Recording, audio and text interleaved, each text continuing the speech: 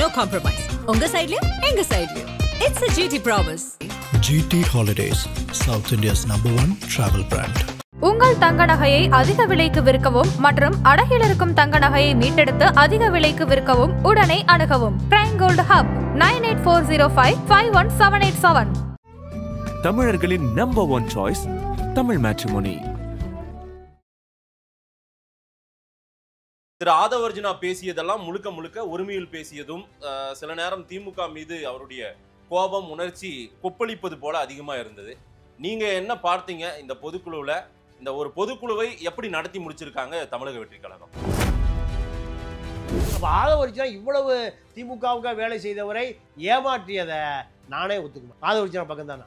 ஓ, நீங்க ஆதவர்? ஆமாமா, இவ்வளவு பணம் வாங்கிட்டு மாப்பிள்ளை ஏமாத்துனா பாதிக்கப்பட்ட மக்கள் தான் நிக்கணும். இப்போ பாதிக்கப்பட்டவருடைய உணர்ச்சி தான் விஜய் ரசிக்கிறார். விஜய் திமுகவை வெளுப்பதை விஜய் ரசிக்கிறாரு. முதலமைச்சர் சைக்கிள்ல போகும்போது பின்னாடி சைக்கிள்ல போகிற அதிகாரம் பெற்றிருந்தவர் இந்த ஆதவ் அர்ஜுனா. அப்போ திமுக பத்தி முழுமையாக தெரிந்தவர்கள் தான் திமுகவை நீ என்ன வேணா பேசு, வெளுத்து தொங்க முடியா, என்னால முடியாது. நேரடியான எச்சரிக்கை யாருக்கு? திமுக. ஓ, இன்னும் நான் பேசுவேன். ஆமா, ஏன்னா சார் எப்பவுமே நீங்க யூடியூப் புரூட்டஸ் தான். புரூட்டஸ் நீயுமா குத்துற, நான் தான் குத்துவேன். இந்த புரூட்டஸ் தான் ஆதவர்ஜுனா. சிறுத்தைய கொஞ்ச நாளையில அண்ணன் திரும்ப ஏமாந்துருந்தார கட்சி போச்செல்லாம் இருப்பாரு. யாரு? ஆதவர்ஜுனா. அவரு இல்ல தலைவராயிட்டு பாருன்றீங்களா? பொதுச் செயலாளர். பொதுச் செயலாளர். பொதுச் செயலாளர். திமுக சொம்பா இருக்கு, அண்ணனை எப்படியாவது பிரிச்சு எடுத்து திமுகவை மிரட்டலான்னு பார்த்தா அதுக்கு வழி இல்லை. இந்த இப்போ ஆதவர்ஜுனா விசிகாவிலிருந்து விலகியது தலைவர்கள் குஷியில் இருக்கான், ஆனால் தொண்டை வருத்தத்தில் இருக்கு. விஜய் ரூட்டுன்னு ஒரு நிறுவனத்தை ஆரம்பிக்கிறார், 1000 கோடி ரூபாய் போட்டு.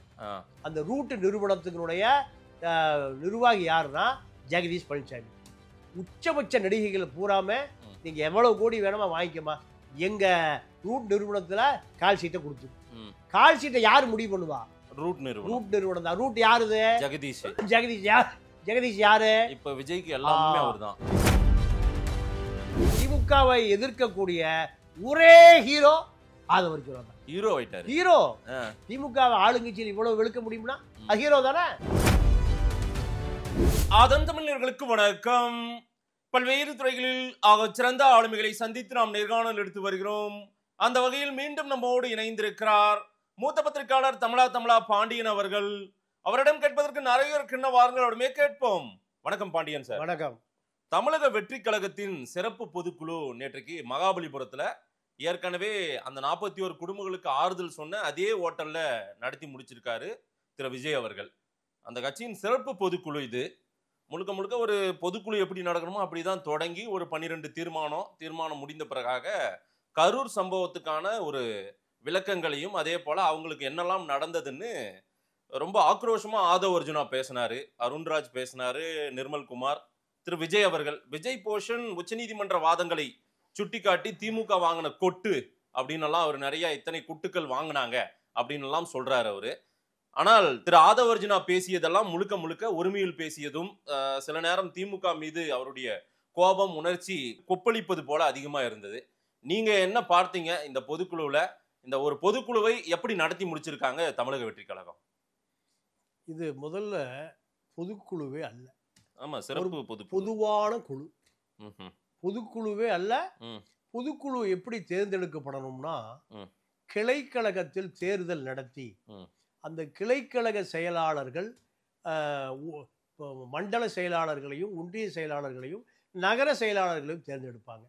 அதிலிருந்து தான் பொதுக்குழு உறுப்பினர்கள் வருவாங்க. இவங்கெல்லாம் பொதுக்குழு உறுப்பினர்னு அடையாளப்படுத்தப்பட்டிருக்காங்க. இன்னும் விஜய் கட்சியில கிளைக்கழகத்துக்கு தேர்தலே நடக்கல. இந்த கிளைக்கழக செயலாளர்கள் அத்தனை பேரும் மண்டல செயலாளர்களையும் ஒன்றிய செயலாளர்களையும் நகர செயலாளர்களையும் தேர்ந்தெடுக்கப்படலை. அப்புறம் எங்க பொதுக்குழு உறுப்பினர் வருவான்? இப்ப வந்தவங்கலாம் பொதுவான குழு உறுப்பினர். விஜய் கட்சியின் நிர்வாகி. அவ்வளவுதான். ஒன்றிய நகர இவர்களே புஷி ஆனந்த் பட்டியலில் இவர்களெல்லாம் இடம் முடிச்சிருக்காங்க. இடம் முடிச்சு அவ்வளவுதான். அவர் ரெண்டாவது நீங்க இதுல ஆதவ் அர்ஜுனா இவ்வளவு தைரியமாக மேடையில் பேசுவது என்பது விஜயினுடைய மைண்ட் வாய்ஸ். ஏன் விஜய் பேசாம ஆதவ் அர்ஜுனா பேசுறாரு? விஜய்க்கு அந்த கட்ஸ் இல்ல. ஏன்னா இருக்கிறாரு. விஜயை விட திமுகவை முழுமையாக தெரிந்தவர் 10 ஆண்டு காலம் மாப்பிள்ளையினுடைய மூளை, மாப்பிள்ளையினுடைய ஐடிவிங்க. இப்படி விஜய் சினிமாவில் மும்முரமாக நடிச்சிட்டு இருந்த 10 வருஷத்துக்கு முந்தைய 2016 திமுகவுடைய ஐடிவிங்க மாப்பிள்ளை சார்பாக முதலமைச்சர் சைக்கிளில் போகும்போது பின்னாடியே சைக்கிளில் போகிற அதிகாரம் பெற்றிருந்தவர் இந்த ஆதவ் அர்ஜுனா. அப்போ திமுகவை பற்றி முழுமையாக தெரிந்தவர் தான் திமுகவை நீ என்ன வேணா பேசு, வெளுத்து தொங்க முடியா, என்னால் முடியாது, உனக்கு நிறைய விஷயம் தெரியும், நிறைய சோர்ஸ் தெரியும், நிறைய ரகசியங்கள் தெரியும், நீ பல அமைச்சர்களோடு முன்னாள் அமைச்சர்களோடு நாடாளுமன்ற உறுப்பினர்களோடு நெருங்கி பழகி இருக்க, எல்லா தகவலும் மாப்பிள்ளைக்கு வரும், மாப்பிள்ளைட்டு இருந்து நீ பார்த்துருப்ப. அதனால முழுசா என்ன எப்படியாவது ஒழிக்கணும்னு நினைக்கிற ஒரு கட்சி திமுக. என்ன கரூர் சம்பவத்தை வைத்து அசராக்காருக்கு விசாரணை செய்து தனி நீதிபதி விசாரணை மூலம் என்னை முடித்து கட்ட முடிவு செய்த கட்சி திமுக. அதை காப்பாற்றியது நீதான். டெல்லியில் 20 கோடி ரூபாய் செலவு பண்ணி பெரும் பெரும் வழக்கறிஞர்களை வைத்து என்னை காப்பாற்றிய பரமாத்மாவே நீதான். அது நான் திமுகவை எதையெல்லாம் பேச முடியாதோ நானே 13 நிமிஷத்தில் நிறுத்திக்கிறேன், நீயே 48 நிமிஷத்தில் பேசு. இப்படி விஜய் முழு அதிகாரம் கொடுத்த நபர் ஆதவ் அர்ஜுனா. அந்த ஆதவ் அர்ஜுனாவுக்கு முழு அதிகாரம், அந்த தேஜஸ் அந்த அதிகாரம் தேஜஸ் தான் வெளுத்தெடுத்து 6 மாசம் நீ ரவுடி. ஏன் நான் எப்படி கார்பரேட் ரவுடி எப்படி இருப்பான், கார்பரேஷன் ரவுடி எப்படி இருப்பான் பார்த்துக்கலாமா? இதெல்லாம் அங்கே வந்ததுதான். இப்படி முழு சுதந்திரம் விஜய் கொடுக்காம பேசவே முடியாது. ஏன்னா சீட்லேயே உட்காராதாள் ஆதவ் அர்ஜுனா. பார்த்தீங்களா எங்க திருச்சியில் சீட்லேயே உட்காரல. விஜய் பேசுகிற பொழுது அந்த அருண்ராஜ், நிர்மல் குமார், புஷி எல்லாம் என்ன பண்ணிட்டு இருந்தாங்க, நின்றுட்டு இருந்தாங்க, ஒத்த காலில் நின்று இருந்தாங்க, ரெட்டை கால் கூட இல்லை. திருச்சியில் இல்லை, மதுரையில், சரி மதுரையில் அப்படி நின்றுட்டு இருந்தாங்க. இப்படி இன்னும் சேர் இருக்குது நின்று இருப்பாங்க. ஜெயலலிதா கூட உட்கார வச்சிருப்பாங்க. ஜெயலலிதா கூட மேடையில் ஏற்றுனா அந்த மாதிரி நிற்க வைக்காத உட்கார வச்சிருக்கும். இந்த கொத்தடிமைகளுக்கு இவ்வளவு தைரியம் வந்துருச்சுன்னா என்னால் பேச முடியலப்பா, நீ பேசு. இப்படி கொடுத்ததனுடைய விளைவு தான் ஆதவ் அர்ஜுனா இவ்வளவு வலிமையாக திமுகவை சண்டைக்கு இழுத்தது. ஆதவ் அர்ஜுனா உண்மையான சண்டையா சார்? உண்மையான சண்டை. இனிமேல் சண்டை அதிகமாகும். இல்ல, ஆதவ் அர்ஜுனா கடந்த காலங்களில் திமுகவின் வரலாறு தெரிஞ்சவரு. இன்னொன்னு சொல்றாரு, எம்ஜிஆருக்கு பிறகு திமுகவின் வரலாறு அதிகமா தெரிஞ்சதே எனக்கு தான் அப்படின்றாரு. இல்ல, இன்னும் எம்ஜிஆர் கூட இல்ல, அண்ணா, பெரியார், நீதி கட்சி. எப்போ 1925 நீதி கட்சி ஆரம்பிக்கும் போதே ஆதவ் அர்ஜுனா அனைத்து விஷயம் தெரிஞ்சவர். சர்பிட்டி தியாகராஜர் காலத்திலிருந்து அவரும் ஒரு மாமனார் கள்ளலாட்டி அடிச்சிட்டு இருக்காங்க. இந்த காதுல பூவெல்லாம் சுத்தரா கேட்டுக்கொண்டிருந்தாங்க. திமுகவோட டிஎன்ஏ எனக்கு தெரியும். இல்ல ஏன்னா சார் 10 வருஷம் சபரீஷ் கூட்டிருந்தார் சார். எல்லா ரகசியம் சபரீஷனுக்கு தெரியும். சபரீஷனுக்கு தெரியும் போது இவருக்கும் தெரியும். இது இயற்கை தானே. அதைத்தான் சொல்றாரு. இது நேரடியான எச்சரிக்கை. யாருக்கு? திமுகவுக்கு. இன்னும் நான் பேசுவேன். ஆமா, ஏன்னா சார் எப்பவுமே நீங்க யூடியூப் ப்ரூட்டஸ் தான். ப்ரூட்டஸ் நீயுமா குத்துற, நான் தான் குத்துவேன். இந்த ப்ரூட்டஸ் தான் ஆதவ் அர்ஜுனா. ஜூலியஸ் சீசர் நாடகத்துல சீசரை எல்லாரும் குத்துவான். சீசரோடு நெருங்கிய நண்பன், நெருங்கிய ரகசியம் தெரிந்தவன், கடைசி வரை அவரோடு போராடியவன், அவன் ஓங்கி ஒரு குத்து குத்துவான். அப்பதான் யூடியூப் நீயுமா என குத்துற கட்சியில. இப்போ ஆதவ் அர்ஜுனா திமுகவை குத்துறாரு. ஏன்னா 10 ஆண்டு காலம் திரைமறை ரகசியங்கள், வெளிநாட்டு வங்கி பரிவர்த்தனை, இந்த திமுகவுடைய சொத்து மதிப்பு எல்லாம் மாப்பிள்ளை. கருணாநிதி மறைவுக்கு பிறகு கட்சி பூரா மாப்பிள்ளைட்டு வந்துருச்சு. நீங்க அதிமுக, நான் ஒரு பெரிய ரகசியத்தை சொல்றேன், ஆதவ் அர்ஜுனாவுடைய தைரியமே இதுதான். இதுதான் தைரியம். நீங்க அதாவது நான் நினைச்சா உன்னை ஒண்ணும் இல்லாம பண்ண பண்றேன். முடியும், ஏன்னா ரகசியம் பூரா தெரியும். ஆஹா. ரெண்டாவது ஆதவர்ஜுனா அவ்வளோ சீக்கிரமா அங்க இருக்கிற புஷி ஆனந்த போல, நிர்மலகுமாரை போல, அருண்ராஜை போல டீல் பண்ண முடியாது. ஏன்? ஆதவர்ஜுனா 5 லட்சம் கோடி உள்ள குடும்பத்தினுடைய பின்னணி உள்ளவர், மருமக. இந்தியாவில் இருக்கிற எல்லா உச்ச நீதிமன்றத்திலும் உயர் நீதிமன்றத்திலையும் சிபிஐ வழக்கு இருக்கு. அதெல்லாம் ஊதி தள்ளிட்டு உட்கார்ந்து இருக்கிற குடும்பம். அப்போ புஷி ஆனந்தோ ஆதவ அர்ஜுனாவோ பக்கத்திலேயே போக முடியாது. அருண்ராஜ், நிர்மல்குமார், ஜான் ஆரோக்கியசாமி எல்லாத்துக்கும் கார் வாங்கி கொடுத்து, டிரைவருக்கு சம்பளம் கொடுத்து, டீசல் அடிச்சு கொடுத்து, ஆதவ அர்ஜுனா இப்ப அதான் எல்லாம் எல்லாரும் கார் வாங்கி கொடுத்து சார். அதாவது சிறுத்தையா கொஞ்ச நாளையில அண்ணன் திரும்ப ஏமாந்துருந்தாரா கட்சி பொதுச்செயலாளர் இருப்பாரு. யாரு? ஆதவ அர்ஜுனா. அவரு இல்ல தலைவராயிட்டு பாருன்றீங்களா? பொதுச் செயலாளர். பொதுச் செயலாளர். பொதுச் செயலாளர் தலைவரோட பொதுச் செயலாளர் தானே அதிகாரம். ஆமா, அந்த கட்சியில துணை பொதுச் செயலாளர்கள் இருக்காங்க. பொதுச் செயலாளர் ஆயிருப்பாரு. ஓ, இவர் வந்துட்டு பாரு. ஆமா ஆமா, அந்த பொசிஷனுக்கு இப்ப ஆள் இருக்காங்களா? இல்ல இல்ல, அதாவது அங்க ஒன் மேன் பார்ட்டி சார். ஆமா, ஆனா இவர் பொதுச் செயலாளர் ஆயிருப்பாரு. ஏன்னா திரும்ப அடுத்தபடி அங்கதான் கை தட்டுறான். ஏண்டா 3 படத்தில் நடிச்சவெல்லாம் முதலமைச்சர், என் தலைவர் 35 வருஷமா அரசியல் பண்ணிட்டு இருக்காரு. ஏன்டா முதலமைச்சர் தட்டா கை தட்டிட்டே இருக்கான். இதை யாரு பேசினா தட்ட மாட்டேங்கிறான். இது எல்லாம் யாரும் பேச மாட்டேங்கிறாங்க. ரவிக்குமார் பேசினாரா? இல்ல பாலாஜி பேசினாரா? எந்த யாரும் பேசல. யார் பேசுனா? திமுகவை வம்பு சண்டைக்கு இழுத்து மோதுவதை சிறுத்தை விரும்பினான். சிறுத்தை விரும்பினான். இப்ப இத யாரு விட்டுருந்தா திருமாவுக்கு அடுத்த பொசிஷன்ல உட்காந்துப்பாரு. கண்டிப்பா வந்திருப்பாரு. நீதாயா தலைவன் அண்ணே, நீங்க சொல்ல அவர் சொல்றத கேளுண்ணே. யார? சிறுத்தை பூரா ஆதவர்ஜனை பின்னாடி நின்று அண்ணா நீ சொல்றத கேளுண்ணே திருமாவுக்கு. ஆமா, அவர் ரெட்டியாரு, நீ தலித்து, நீ தலைவண்ண, அவர் தானே பொதுச் செயலாளர். இந்த நிலைமைக்கு வந்துடும். ஏன்னா இது நான் சிரிப்பதற்கான சிந்திக்கிறதுக்காக சொல்றேன். சிறுத்தைகளுடைய மனநிலை அப்படித்தான். இப்போ என்னடா இவர் நம்ம கட்சி விட்டு போயிட்டார். இப்ப பழைய எல்லாம் திமுக சொம்பா இருக்காங்க. பிசிகால திமுக சொம்பா இருக்கு. அண்ணனை எப்படியாவது பிரிச்சு எடுத்து திமுகவை மிரட்டலான்னு பார்த்தா அதுக்கு வழி இல்லை. இந்த இப்போ ஆதவ அர்ஜுனா விசிகாவிலிருந்து விலகியது தலைவர்கள் குஷியில் இருக்கான், ஆனால் தொண்டை வருத்தத்தில் இருக்கான். ஓ, இப்படி ஒரு ஆள் நமக்கு இருந்திருக்கணும்னு நினைக்கிறாங்க.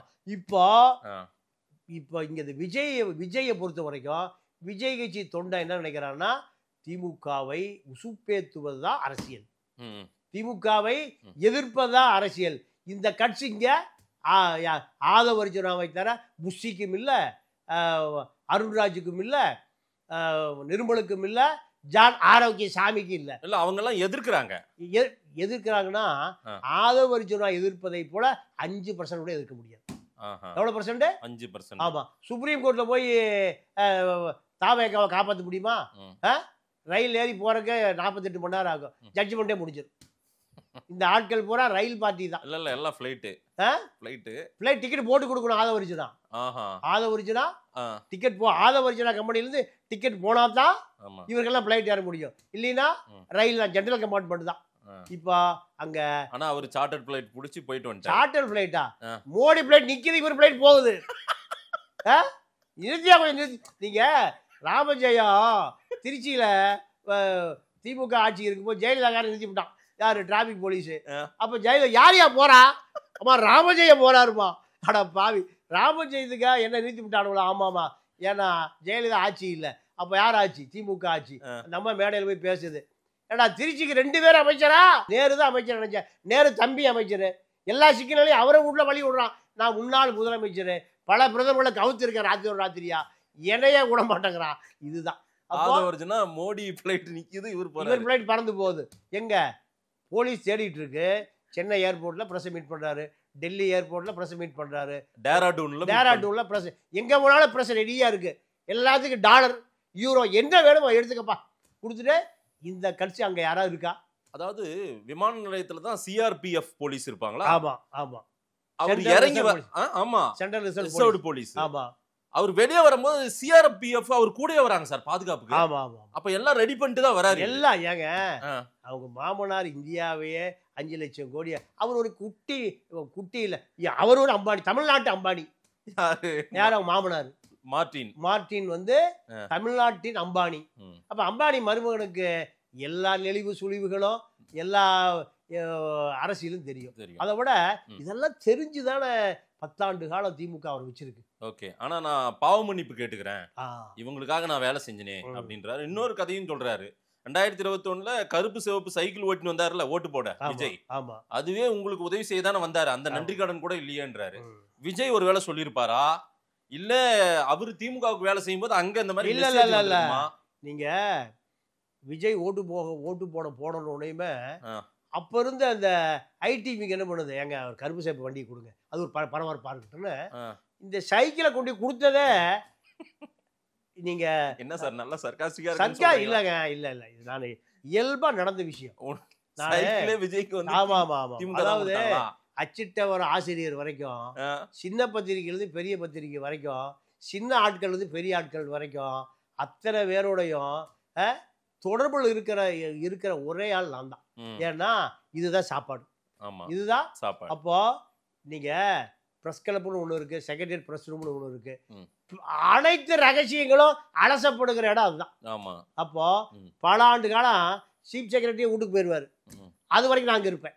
பல பல பல பேர் இருப்போம். இருக்கிறவங்க பேர்லாம் சொல்லக்கூடாது, நிறுவனம் உடனே நோட் போட்டுருவாங்க. ம். அப்போ ம்.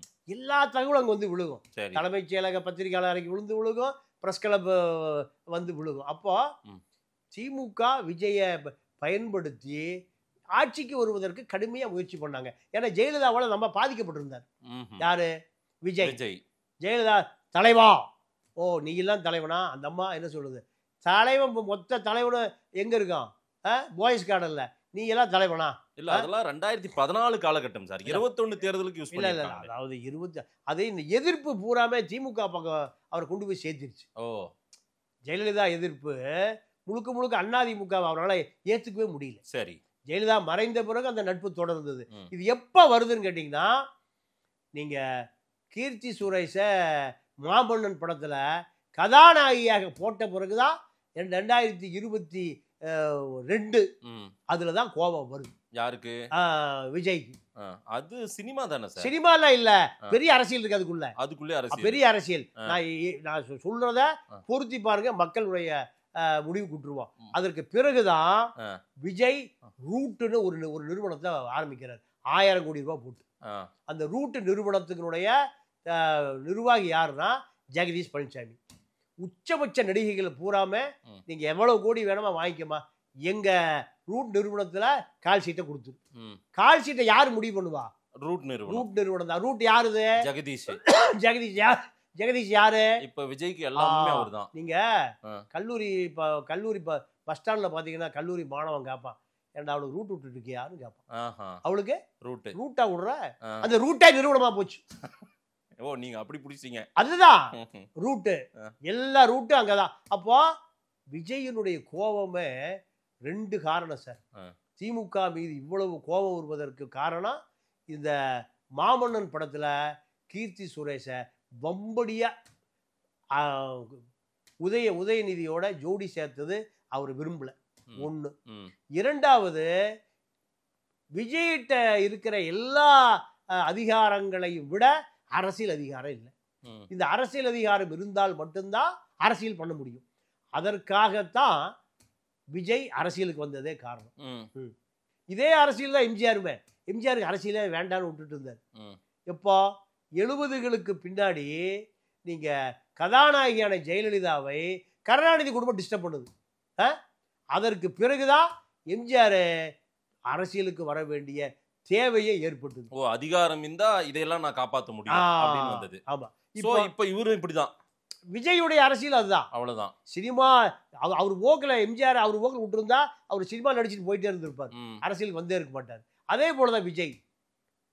அவர் போக்கில் அவரை விட்டுருந்தா இந்த ஆதவரிஜான இன்னைக்கு போய் சேர்ந்திருக்க வேண்டிய தேவையை ஏற்பட்டிருக்காது. ஆதவரிஜான திமுக இருந்தால் தானே, தொழிலதிபராக இருந்தால் தானே, ஸ்காட்ச் கம்பெனி ஆரம்பிக்கிறதுக்கு மாப்பிள்ளைய 5000 கோடி ரூபா பட்ஜெட்ல தமிழ்நாட்டில் இருக்கிறவங்க பூராம பிரிட்டிஷ் ஸ்காட்ச் குடிக்கணும்.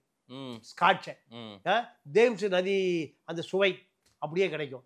இதுக்காக ஒரு ப்ராஜெக்ட் போட்டு 5000 கோடி ரூபா 2 பேரும் சேர்ந்து ஆரம்பிக்கிற நிறுவனம் மாப்பிள்ளை அப்படியே ஆட்டையை போட்டார். இன்னைக்கு வரைக்கும் கொடுக்கல. இதெல்லாம் தான் கோபம் ஆதவரிஜனாவுக்கு. நாடாளுமன்ற உறுப்பினர் ஆணுங்கிறாரு, அதுக்கும் வாய்ப்பு இல்லை. ஆசைப்பட்டாரு 100% ஆசைப்பட்டு இவ்வளவு ஏங்க பச்சைமுத்து என்ன பல கோடி தொண்டர் வச்சிருக்கிற தலைவரா? அவர் எம்பி ஆனாரா இல்லையா? எம்பிஆர் ராமசாமி செட்டியார் எம்பி ஆனாரா இல்லையா? எம்பி என்பதே பணம் கொடுத்து வாங்குற பதவி தான். இப்ப திண்டுக்கல் வேலுச்சாமி இப்படி பல பேர் பணம் கொடுத்து வாங்குற பதவி தான்.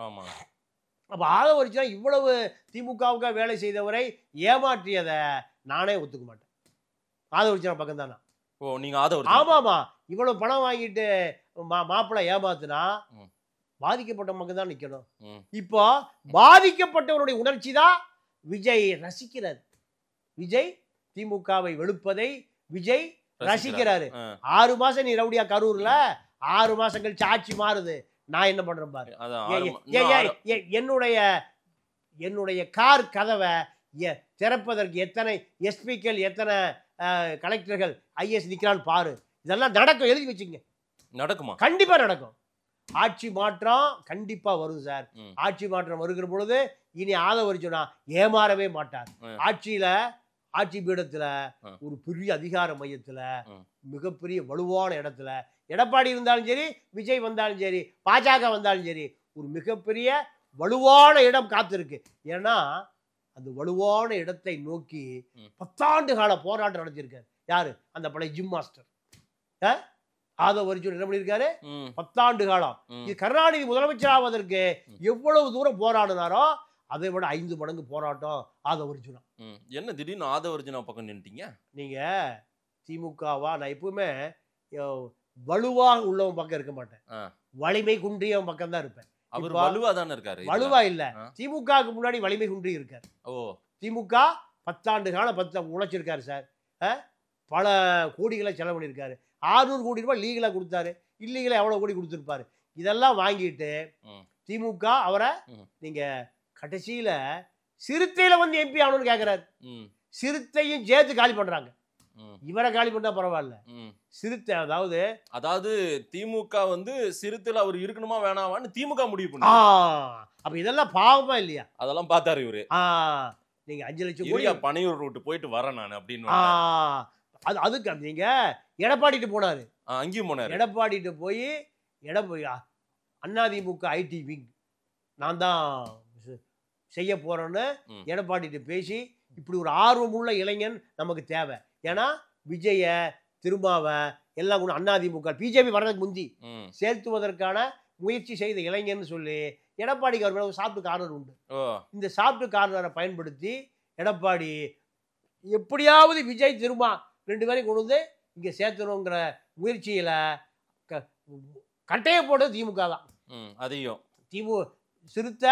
சிறுத்தைக்குள்ள உள்ள அந்த சட்டமன்ற உறுப்பினர்களை பூரா ஆதவர்ஜுனா எதிராக திருப்பிய அந்த சதியில திமுக தான் பின்னாடி. இவ்வளவு சதிகளை உடைத்து முன்னேறிய இளைஞன் தான் ஆதவர்ஜுனா. இப்ப ஆதவர்ஜுனா என்ன நினைக்கிறாரு? விஜய் கொஞ்சம் தள்ளி இருந்தாரு, அப்புறம் டிஸ்டன்ஸ்ல இருந்தாரு, அப்போ புஷி கூட இருந்தாரு. இப்போ எல்லாம் புஷ்ஷுன்னு போய் இப்போ ஒரே ஆள் யாரு? ஆதவர்ஜுனா இல்லாமல் விஜய் இல்லை, விஜய் இல்லாமல் ஆதவர்ஜுனா இல்லை. டெல்லிக்கா ஆதவர்ஜுனா, திமுகவுக்கு ஆதவர்ஜுனா, உத்தரகாண்டுக்கா ஆதவர்ஜுனா, எங்க வேணா ஆதவர்ஜுனா தான். அப்போ ஆதவர்ஜுனா உடைய திறமையை யார் கண்டுபிடிச்சிட்டா? விஜய் கண்டுபிடிச்சிட்டார். அதனால அவரு பேச சொல்லி அடிக்க சொல்லி ரசிக்கிறார். எம்ஜிஆர் அப்படித்தான் என்ன பண்ணுவார்னா, காங்கிரஸ் அடிக்கிறதுக்கு காளிமுத்து வச்சிருந்தார், உங்க அண்ணனுடைய மாமனார. அப்போ காங்கிரஸ் அடிப்பார். காங்கிரஸ் ஒரு கருவாடு, காங்கிரஸ் காய்ந்த மீன் கருவாடு ஆகி போச்சுங்குவாரு. கறந்த பால் மடி புகாது. காங்கிரஸ் கதையை முடிஞ்சு எம்ஜிஆர் ரசிப்பார். ஆமா. அப்ப தமிழ்நாட்டில் இருக்கிற காங்கிரஸ்காரன் பூரா அதிமுக காரன் விரட்டி அடிப்பான். இதை எம்ஜிஆர் டாக்டிக்ஸா நேரடியா செய்யாம காளிமுத்து மூலம் செய்வார். இப்ப அதே ஃபார்முலா தான்.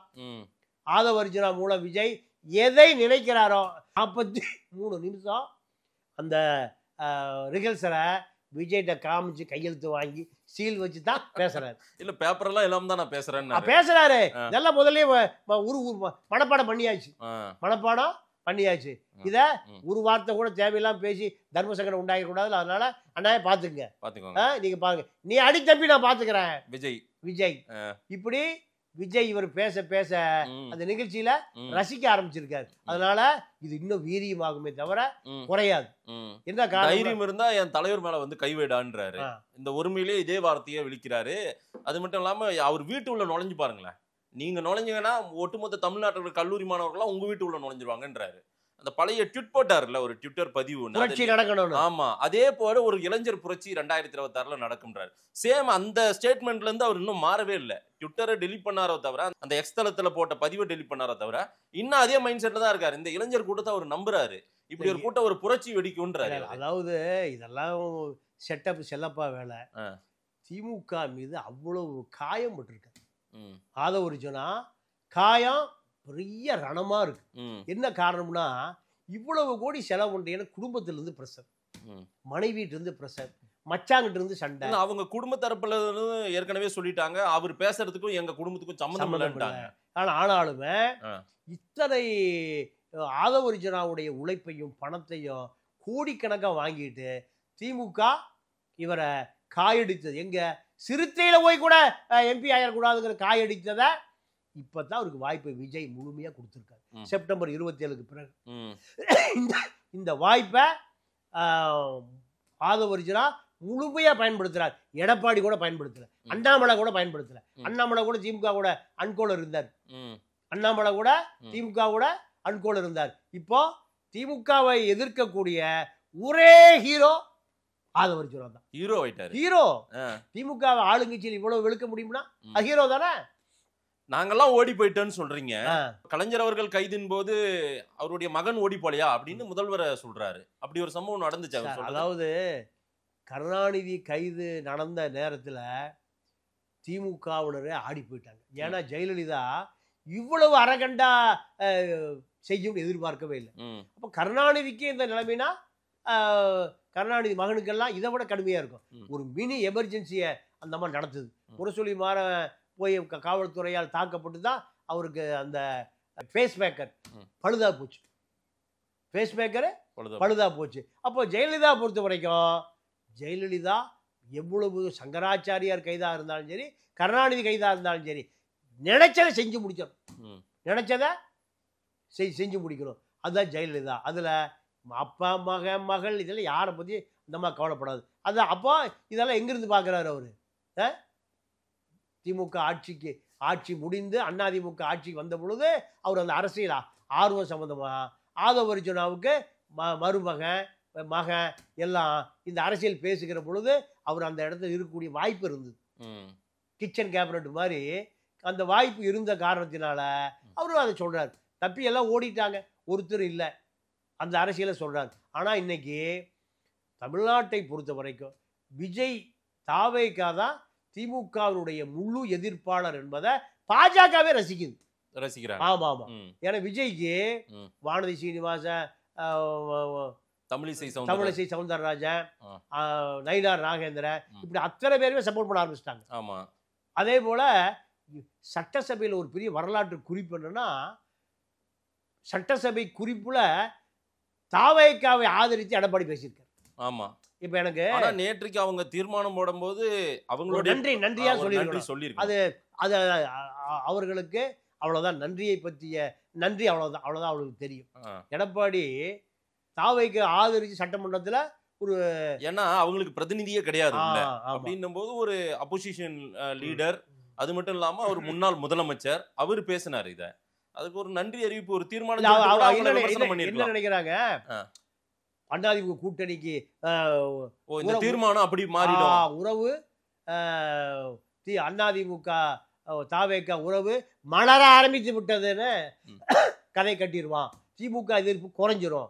இன்னும் 3 மாத காலம், இது இந்த நவம்பர் டிசம்பர் ஜனவரி வரைக்கும் திமுக எதிர்ப்பை கூர்மைப்படுத்த வேண்டிய தேவையை விஜய் முழு அதிகாரத்தை ஆதவர்ஜுனா கொடுத்திருக்காரு. அப்ப ஆதவர்ஜுனா திமுக எதிர்ப்பு இதுவரைக்கும் எந்த தமிழ்நாட்டில் எந்த கட்சிகளுமே திமுக எதிர்ப்பு பூரா முனை மழுங்கி கிடக்கு, கம்யூனிஸ்டுகளே பேசுறது இல்லை.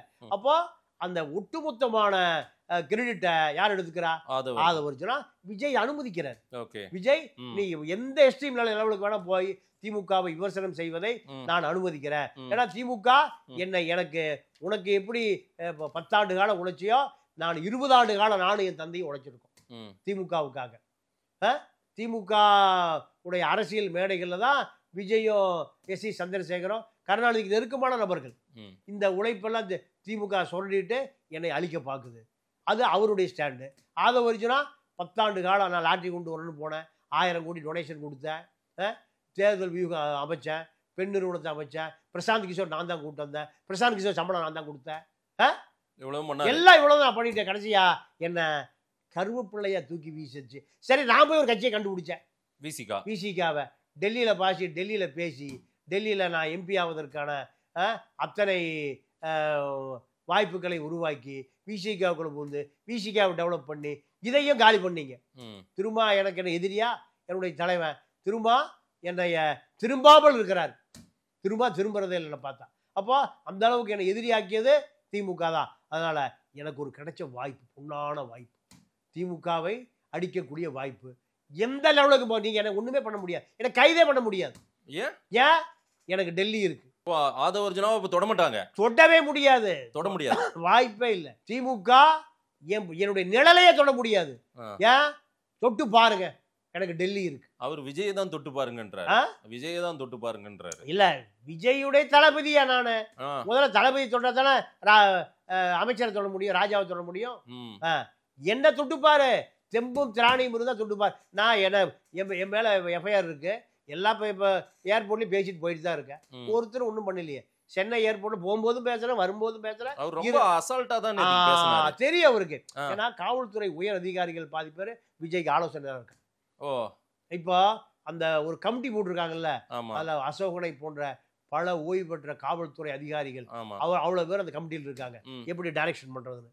இப்போ இது அத்தனை பேரும் அந்த லிஸ்ட்டை ஆதவ அர்ஜுனா மூலம் தான் விஜய்க்கு போயிருக்கு. விஜய்க்கு போய் அந்த அதிமுகவுக்கு ஆதரவாக லாபி செய்த அதிகாரிகள், திமுகவுக்கு எதிராக அந்த அதிகாரிகள் கொண்ட குழு தான் வழிகாட்டும் குழு. அந்த ஓய்வு பெற்ற அதிகாரிகள் அதான் வழிகாட்டும். அவங்களுக்கு தெரியும் யார் யார் எப்படி சட்ட போராட்டம் நடத்துவதற்காக உருவாக்கப்பட்ட அந்த குழு அத்தனையும் திமுகவுடைய பலம் பலவீனங்களை புட்டு வைக்கிறான்.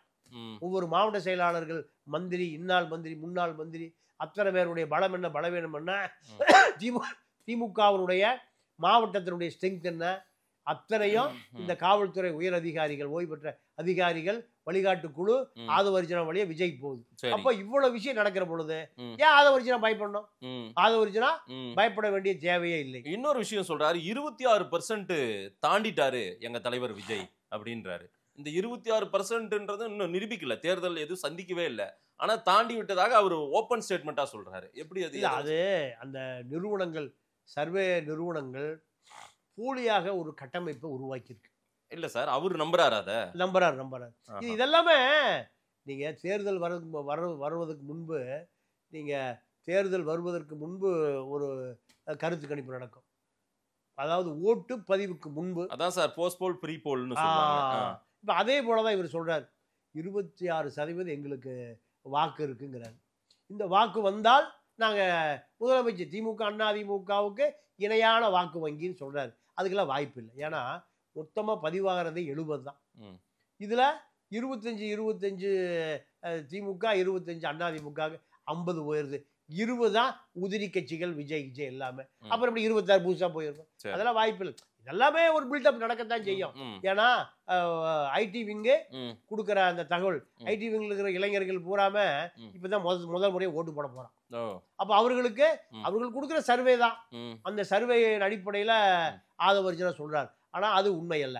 ஆனால் திமுக அதிமுகவுக்கு வெற்றி தோல்வியை தீர்மானிக்கக்கூடிய வாக்கு வங்கி விஜய் இருக்கு. ஆதவ அர்ஜுனா அப்ப திமுகவுக்கு த்ரெட் தான், பெரிய த்ரெட். நீங்க என்ன கேட்டா ஆட்சி மாற்றம் காட்சி மாற்றம் மார்ச் மாசம் நடக்கும். கண்டிப்பா திமுக வராது, அது மாற்று கருத்தே இல்லை. வந்த பிறகு ஆதவ அர்ஜுனாவை நீங்க திமுகவை சேர்ந்த மாப்பிள்ளை குரூப்பு எப்படியாவது காம்ப்ரமைஸ் பண்ணினால் உண்டு. அரசியல்ல எது வேண்டுமானாலும் நடக்கும். இங்க எவனுக்கு சூடு சொல்றே கிடையாது. இவர்கள் எல்லாமே சமரசம் செய்து கொள்ளுகிறவர்கள் தான். அப்படி சமரசம் செய்து கொள்ளக்கூடிய மனநிலையில் உள்ளவர் தான் மாப்பிள்ளையும் மச்சானும்.